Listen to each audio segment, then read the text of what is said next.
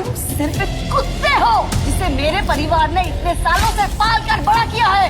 कुत्ते भी थल्ला आएगी मेरी पोटकी को बदनाम करना चाहता है। बस 2 साल आपने जिस कुत्ते को पाला था अब वो जा रहा है, लेकिन याद रखना मुझे वापस बुलाने के लिए गायत्री देवी को मुझसे माफी मांगनी होगी। अरे रोको, कोई रोको सबको और बर्बाद हो जाएंगे। आखिर क्या है उस बॉक्स के अंदर जिसे देखकर गायत्री देवी इतना घबरा गई? कौन है गौतम? क्या है उसकी असलियत? क्या वो अपनी असलियत छुपा रहा है? इस गौतम की वजह से हमारे पूरे अग्रवाल खानदान का मजाक बन के रह गया है। लेकिन इस सवाल का जवाब सिर्फ मेरे दादाजी के पास था। पता नहीं उन्होंने इस निकम्मे गौतम ने ऐसा क्या देख लिया जो जबरदस्ती मेरी शादी इस पटियाल से करवा दी। एक ऐसा पति जो ससुराल में बर्तन धोता है। शादी के बाद मैं रोज गौतम पर चिल्लाती थी। मैंने उससे सैकड़ों बार कहा है कि कम से कम 5,000 की नौकरी कर ले, लेकिन उसे अपनी बीवी और ससुराल वालों का ड्राइवर और नौकर बनने के अलावा कुछ और सोचता ही नहीं। आज तो कुछ भी कर ले, लेकिन आज तेरी बीवी अवनी को कबीर के साथ जाने से तू रोक नहीं सकता है। अब ये काम बंद कर और जाके उसकी साड़ी को इस्त्री कर। कबीर आता ही होगा। Come on.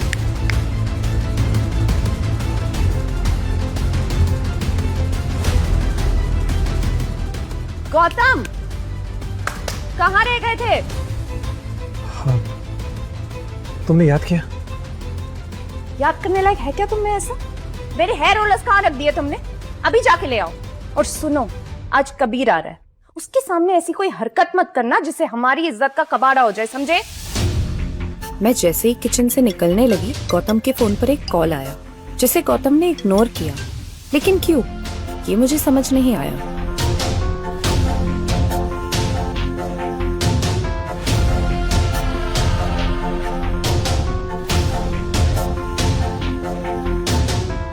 खड़े क्यों हो?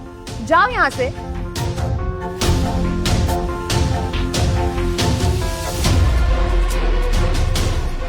अब नहीं, हम पति पत्नी हैं। यही तो रोना है।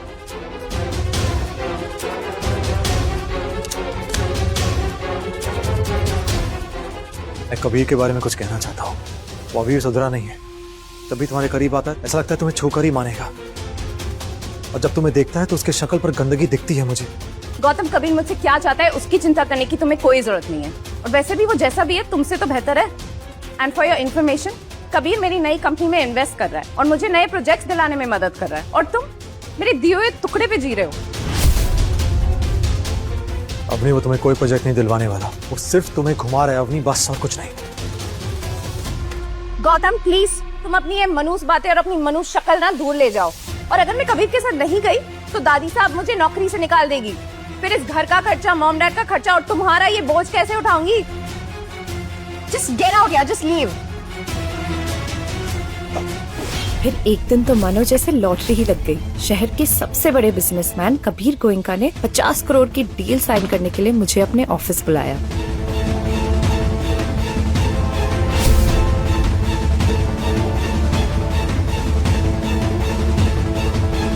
जैसे ही मैंने पेपर्स पर साइन किए, कबीर ने मुझे वाइन का ग्लास ऑफर किया, लेकिन मैंने उसे मना कर दिया। पर वो माना ही नहीं और मुझे जबरदस्ती वाइन पिलाने लगा। मुझे समझ नहीं आ रहा था कि कबीर की बदतमीजी का मैं क्या जवाब दूं, कि तभी कबीर के चेहरे पर एक जोरदार गुस्सा पड़ा। मैं हैरान रह गई, क्योंकि कबीर को मारने वाला कोई और नहीं, मेरा पति गौतम था। You are finished, man. साले 2 कौड़ी के आदमी घर पे बीवी के टुकड़ों पे पलता है और यहाँ मुझे मारने की हिम्मत दिखा रहा है।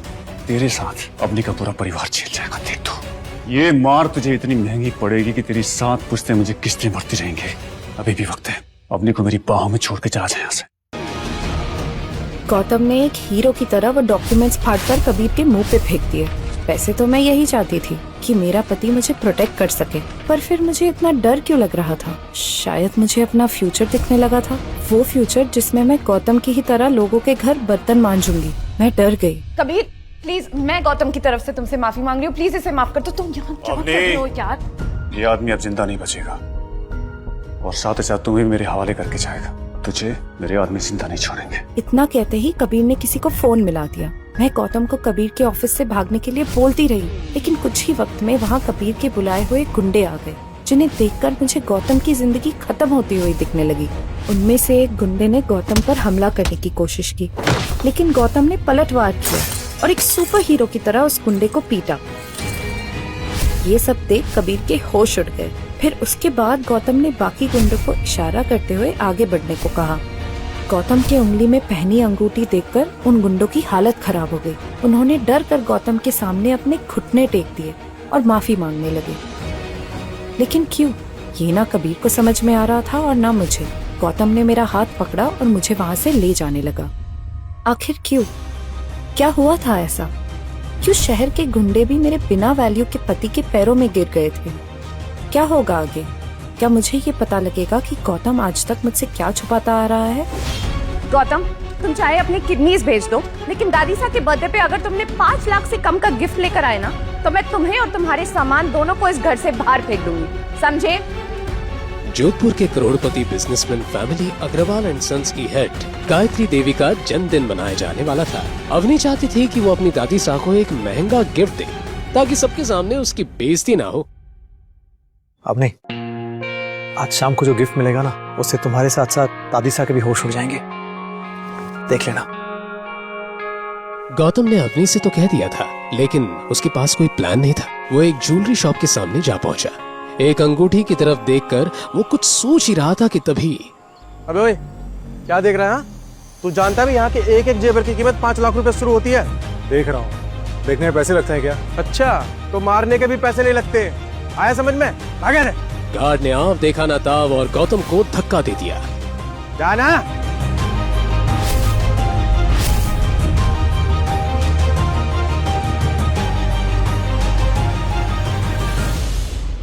अवनी की दादी को क्या गिफ्ट देना है, गौतम ये सोच ही रहा था कि तभी ज्वेलरी शॉप का सिक्योरिटी गार्ड पुलिस की टीम को लेकर वहां पहुंचा। ये देखिए खड़ा है।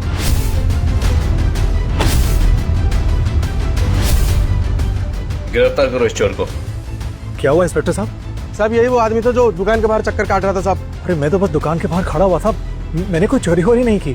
थाने चल, सब पता चल जाएगा। वहाँ के डंडे सब सच उगलवाने के काम आते हैं। सब सच आ जाएगा सामने कि तूने इतनी सी देर में चोरी करके अंगूठी किसे दे आया। अरे इंस्पेक्टर साहब, मैंने कुछ नहीं किया। इंस्पेक्टर साहब, मेरी बात तो सुनिए। पुलिस वाले गौतम को उठाकर थाने ले गए। गौतम गिड़गिड़ाता रहा, मगर किसी ने उसकी एक ना सुनी।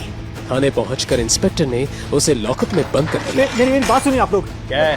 मैं अवनी अग्रवाल का हस्बैंड हूँ। तो तू है वो अग्रवाल परिवार का निठल्ला घर जमाई जो अपनी अमीर बीवी को लुभाने के लिए चोरी की अंगूठी ले जा रहा था। मैंने इंस्पेक्टर साहब प्लीज आप तू रुक। आपको गलतफहमी हुई है, मैंने कुछ नहीं किया है। मैं सिर्फ दुकान के बाहर खड़ा हुआ था। आप पूछिए अपनी से, वो आपको सब बताइए। What? अब वो चोरी भी करने लग गया है। इंस्पेक्टर, आप उसे मारो पीटो, जो चाहे करना है करो, मैं उसे नहीं छुड़ाने वाली।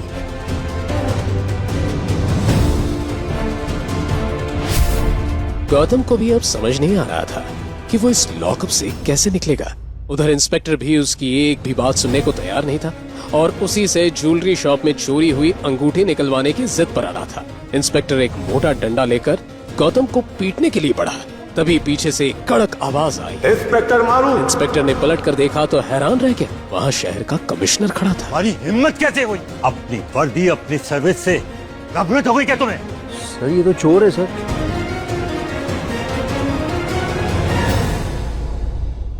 तो हुक्म, मेरे इस इंस्पेक्टर की वजह से मैं बहुत शर्मिंदा हूँ। आपको यहाँ बहुत परेशानी हुई, उसके लिए मैं माफी मांगता हूँ। हुक्म। सर आप एक मामूली से घर जमाई के सामने हाथ जोड़ रहे हो। सर इस चोर की बीवी ने मुझे खुद बोला है इसे छोड़ना नहीं है। चोर? How dare you say that? अगर ये चाहे तो उस शोरूम से भी बड़ी 10 दुकानें खरीद कर आग लगा दे। ये देखो। कमिश्नर ने अपने मोबाइल पर उस इंस्पेक्टर को कोई मैसेज दिखाया। वो देखते ही इंस्पेक्टर का चेहरा सफेद पड़ गया और वो गौतम के पैरों में गिरकर माफी मांगने लगा। हमको माफ कर दीजिए हुकुम, हमको माफ कर दीजिए। हुक्म, मैं आपको बाहर छोड़ूं? बस इतना ध्यान रखिएगा कि मेरी पहचान के बारे में किसी को पता ना चले, मेरी बीवी को भी नहीं। जी। गौतम ये कहकर वहाँ से निकल गया। क्या है सच्चाई? क्यों कमिश्नर साहब तक उससे हुक्म कहकर उसके आगे गिड़गिड़ा रहे थे? आगे एक ऐसा राज खुलेगा जो आपकी होश उड़ा देगा। एक कार आकर रुकी। उसमें से एक बेहद बूढ़ा आदमी उतरा और उसने गौतम के हाथ में एक छोटा सा बॉक्स दिया। आखिर क्या था उस बॉक्स के अंदर और क्या है गौतम की असली पहचान? शाम होते ही महल में जश्न का माहौल बना। और क्यों ना हो, आखिर अवनी की दादी सा गायत्री देवी का जन्मदिन जो था, शहर के जाने माने लोग उनके इस जन्मदिन समारोह का हिस्सा बनने का मौका नहीं छोड़ना चाहते थे। देश भर से लोग उनके लिए महंगे महंगे गिफ्ट्स लेकर आए थे। थोड़ी देर बाद गौतम भी अवनी की दादी सा गायत्री देवी की बर्थडे वेन्यू पर पहुंचा। अवनी गौतम को पार्टी में एक्सपेक्ट नहीं कर रही थी। तुम किस लिए छुड़ाया तुम्हें पुलिस स्टेशन से? वहीं पड़े पड़े सड़ जाते हैं ना तो अच्छा होता। मैंने कोई चोरी नहीं की। अरे मैं तो ज्वेलरी शॉप के बाहर खड़े होकर देख रहा था, पुलिस ने आके मुझे पकड़ लिया। बहुत मुश्किल से अपनी बेगुनाही का सबूत देके निकला वहां से। ठीक है। ये क्या है गिफ्ट के नाम पे? कैसी गंदी सी पैकिंग है ये? छोटे से डिब्बे में आखिर गौतम क्या गिफ्ट लेकर आया होगा? वो बुजुर्ग आदमी कौन था जिसने पुलिस स्टेशन में गौतम को वो बॉक्स दिया था? पैकिंग पे मत जाओ, जो अंदर है ना उसे देख के तुम भी चौंक जाओगी। अरे किसका बर्थडे है? दादी सा। हाँ तो दादी सा खोलेंगे। ठीक है। अच्छा सुनो, जब बाकी गेस्ट वहाँ जाके दादी सा को अपना गिफ्ट दे तो तुम चुपके से जाके वहाँ पे अपना बॉक्स रख देना, समझे? पता नहीं दादाजी ने किस जंग का बदला लिया है मुझसे, तो तुम जैसे गरीब के साथ मुझ जैसे करोड़पति की शादी करा दी। ना तो पैसे हैं और ना तमीज। जाओ। गौतम को सोच पाता उससे पहले ही किसी के कदम पार्टी के वेन्यू हॉल की तरफ बढ़ने लगे। वो खूबसूरत लड़की चेहरे पर मुस्कान लिए एक बॉक्स के साथ गायत्री देवी की तरफ बढ़ने लगी।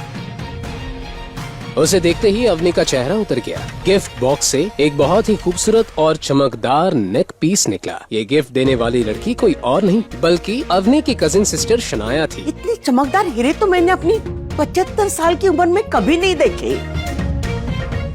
इस घर की बाकी लड़कियों से तो कितनी स्मार्ट और समझदार है शनाया। गौतम ने अपनी वाइफ अवनी की ऐसी खुलेआम बेइज्जती होते हुए देखा।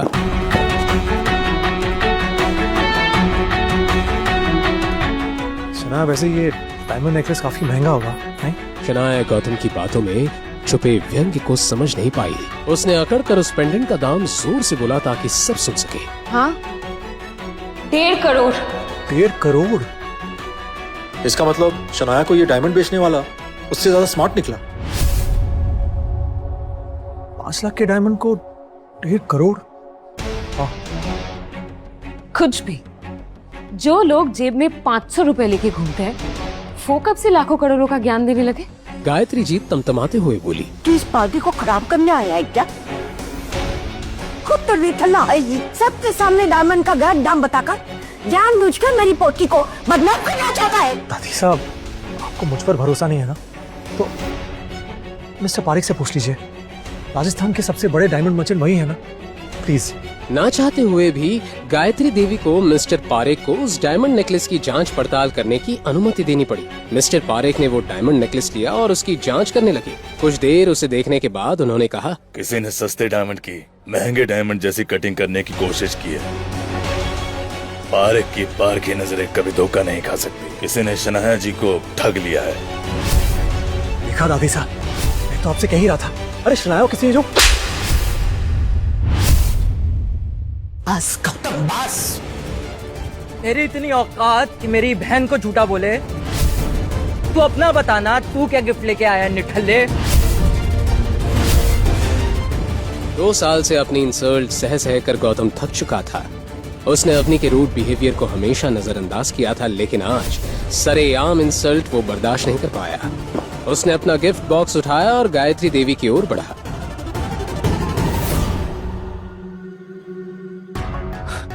ये क्या? मेरी दादी के लिए सोम बाजार से सस्ता सा गिफ्ट? बस आज से, अभी से अग्रवाल खानदान के किसी भी सदस्य से मेरा कोई मतलब नहीं। 2 साल आपने जिस कुत्ते को पाला था, अब वो जा रहा है। लेकिन याद रखना, एक दिन मुझे वापस बुलाने के लिए गायत्री देवी को मुझसे माफी मांगनी होगी, भूलना मत। हैप्पी बर्थडे दादी साहब। बॉक्स के अंदर ऐसा क्या था जिसे देखकर अवनी के होश उड़ गए? आखिर क्या है उस बॉक्स के अंदर जिसे देखकर गायत्री देवी और अवनी इतना घबरा गई? अरे रोको, कोई रोको गौतम को। 2 साल हमारे साथ रह रहा है, लेकिन हम जान नहीं पाए कि हमारे साथ कौन रह रहे। मैंने तो उसको झापड़ मार दी, अब बर्बाद हो जाएंगे। आखिर क्या है उस बॉक्स के अंदर जिसे देखकर गायत्री देवी इतना घबरा गई? कौन था जिसने गौतम को बॉक्स ला कर दिया? कौन है गौतम? क्या है उसकी असलियत? क्या वो अपनी असलियत छुपा रहा है? क्या गौतम वापस आएगा? क्या होगा गायत्री देवी और अग्रवाल फैमिली के साथ? जानने के लिए नीचे दिए गए बटन पर क्लिक करें और इंस्टॉल कीजिए पॉकेट FM और फ्री में सुनिए टर्न्स और ट्विस्ट से भरी ये कहानी रॉयल वारिस।